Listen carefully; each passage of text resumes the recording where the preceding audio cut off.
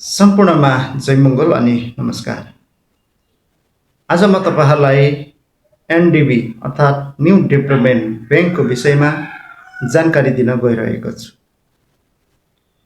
सन् 1944 जब दोस्रो विश्वयुद्धको विनाशबाट संसार तङ्ग्रिने प्रयास गर्दै थियो, अमेरिकाको न्यू ह्याम्पसायर स्थित ब्रिटेन वुड्स भन्ने ठाउँमा 44 देशका प्रतिनिधिहरू भेला भए।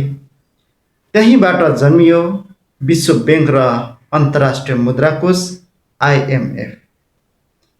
विगत 8 दशकदेखि यी संस्थाहरूले विश्वको वित्तीय प्रणालीमा एकछत्र राज गरिरहे। तर समय सधैँ एकनास रहँदैन। 21औं शताब्दीको सुरुवातसँगै विश्वको आर्थिक भूगोल बदलियो।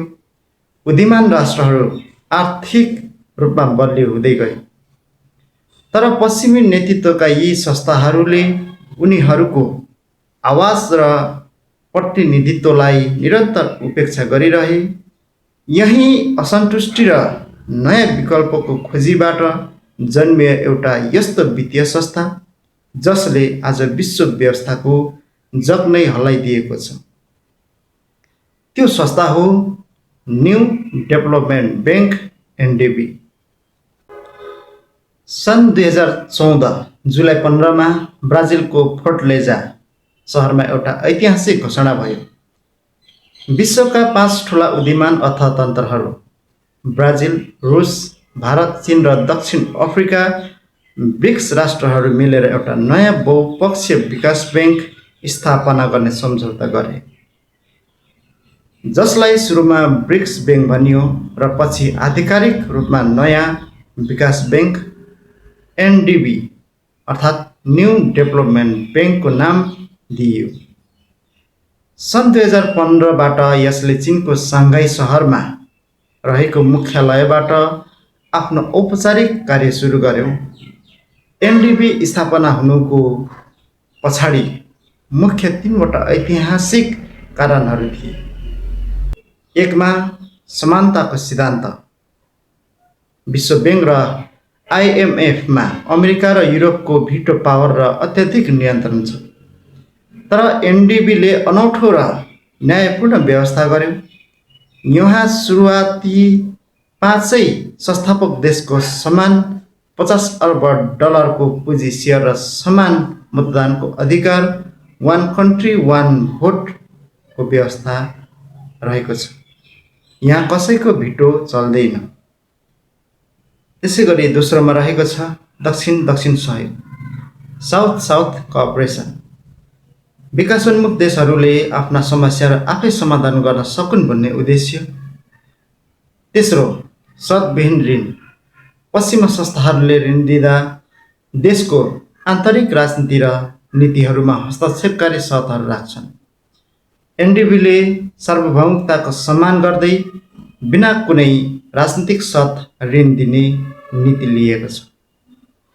एनडीबी न्यू डेभलपमेन्ट बैंकको मुख्य लगानी क्षेत्रहरू नवीकरणीय र स्वच्छ ऊर्जा, त्यसैगरी यातायात पूर्वाधार, मेट्रो राजमार्ग, रेलमार्ग, त्यसैगरी खानेपानी तथा सरसफाई आयोजनाहरू र दिगो शहरी विकास र आवास कार्यक्रमहरू रहेको छ। स्थापनाको 1 दशकभित्रै एनडीबीले विकासोन्मुख विश्वमा लगानीको ठूलो खाडल पुर्ने काम गरेको छ। सन् 2026 सम्म आइपुग्दा यस बैंकले 42 अर्ब डलर भन्दा बढीको लगानी र 100 भन्दा बढी ठूला पूर्वाधार आयोजनाहरू स्वीकृत गरिसकेको छ। जीडीपी र आर्थिक शक्तिको सन्तुलन। यदि हामी विश्वव्यापी जीडीपी, क्रय शक्ति, समता वा पीपीपी का आधारमा हेर्छौँ भने एउटा ठूलो परिवर्तन देखिन्छ। कुनै समय विश्व अर्थतन्त्रमा पश्चिममा G7 देशहरूको दबदबा थियो। तर आज ब्रिक्स र एनडीबी का सदस्य राष्ट्रहरूले विश्वको कुल जीडीपी को 35% भन्दा बढी हिस्सा ओगट्दछन्, जुन G7 देशहरूको लगानी झन्डै 30% भन्दा बढी हो।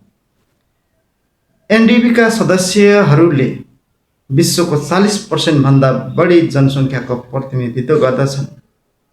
यसले के प्रमाणित गर्छ भने विश्वको आर्थिक केन्द्र अब पश्चिमा जगतबाट पूर्व र दक्षिण ग्लोबल साउथतर्फ द्रुत गतिमा सरिरहेको छ।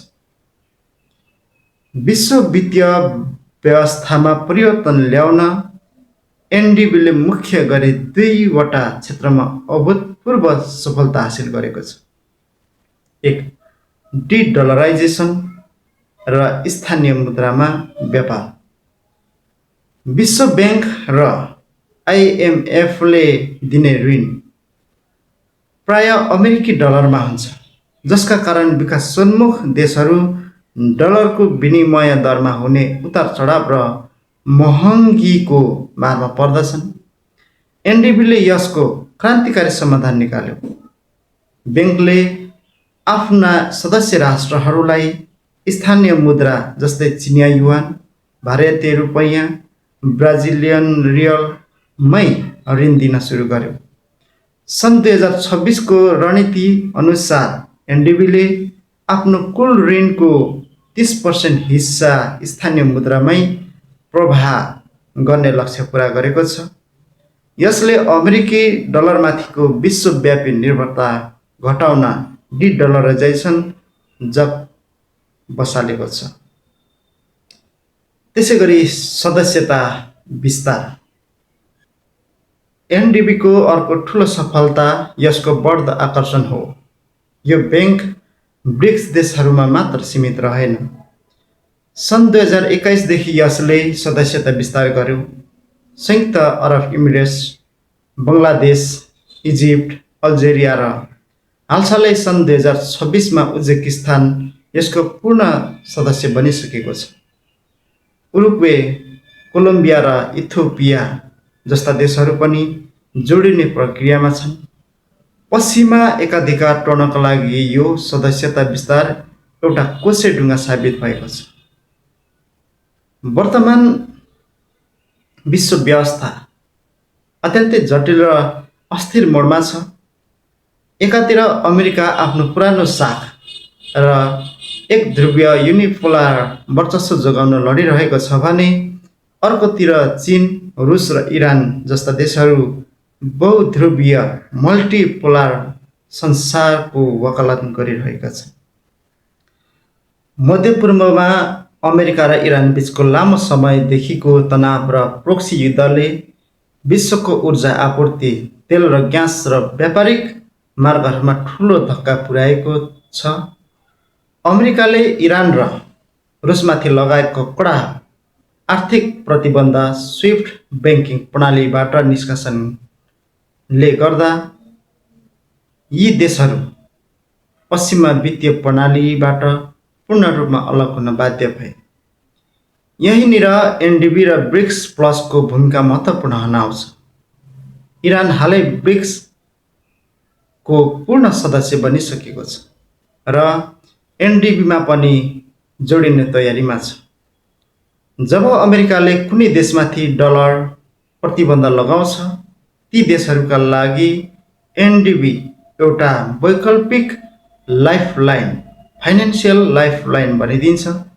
एनडिबीले प्रतिबन्धको प्रवाह नगरी वैकल्पिक भुक्तानी प्रणाली र स्थानीय मुद्रामा व्यापार गर्ने प्लेटफर्म प्रदान गरेको छ।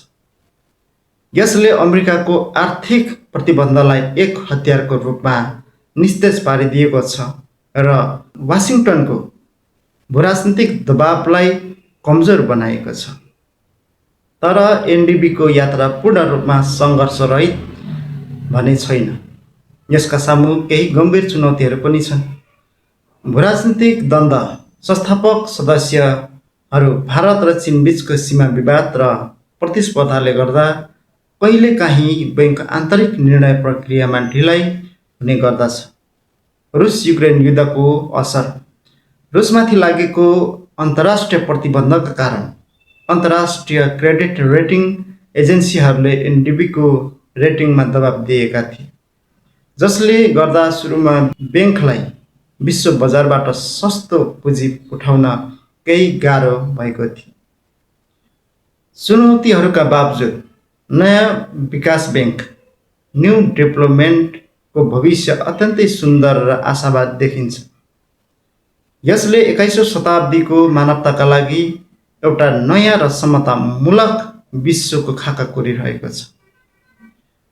क्षेत्र भविष्यको परिकल्पना र लक्ष्य हरित लगानी आगामी वर्षहरूमा कुल लगानीको कम्तीमा 40% हिस्सा जलवायु परिवर्तन र दिगो पर्यावरण ग्रिन प्रोजेक्ट्समा लगाउने प्रतिबद्धता, नयाँ भुक्तानी प्रणाली ब्रिक्स पे जस्ता डिजिटल र ब्लकचेन प्रविधिमा आधारित भुक्तानी प्रणालीको विकास, जसले गर्दा संसारभरका विकासोन्मुख देशहरूले बिना कुनै पश्चिमा मध्यस्थताकर्ता सिधै व्यापार गर्न सक्नेछन्। समावेशी विकास एसिया, अफ्रिका र ल्याटिन अमेरिकाका गरिब तथा साना राष्ट्रहरूलाई समेटेर विश्वव्यापी आर्थिक न्याय सुनिश्चित गर्ने।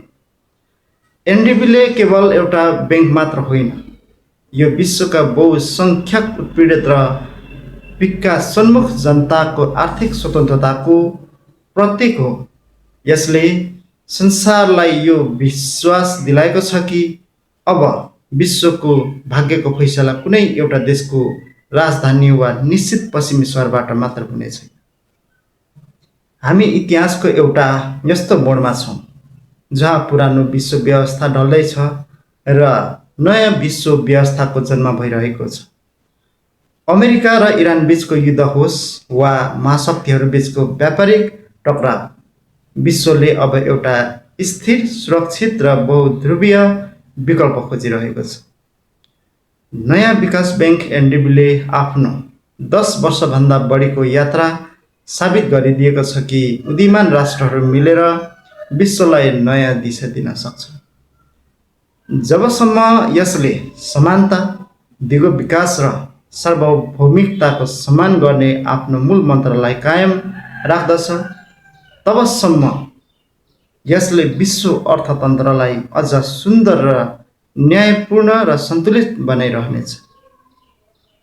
एक ध्रुवीय प्रभुत्वबाट बहुध्रुवीय साझेदारीतर्फको यो यात्रा अब रोकिने छैन, किनभने यो नै बदलिँदो विश्वको सुन्दर र अनिवार्य सत्य हो।